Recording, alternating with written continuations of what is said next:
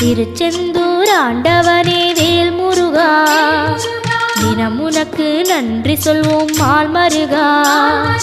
திருவடியில் தவம் இருப்போம் திருமுருகா, தீப்பெழுது நலமெனவே வடிவழகா.